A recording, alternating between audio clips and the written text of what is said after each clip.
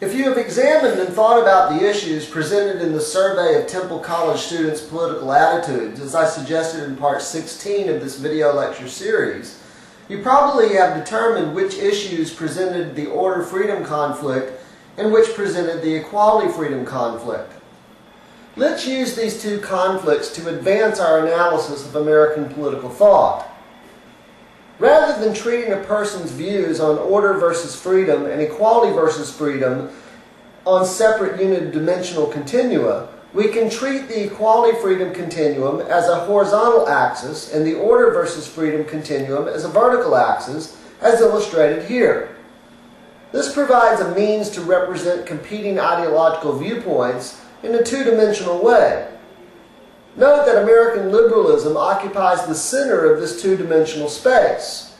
If the assertion that we began with in this lecture series concerning the dominance of liberal political thought is valid, we should find that respondents to our survey tend to cluster around the origin or intersection of these continua.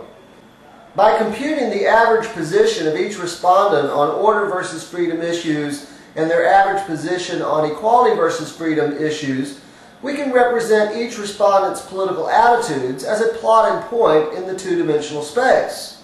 This graph shows the distribution of the attitudes of respondents to the survey.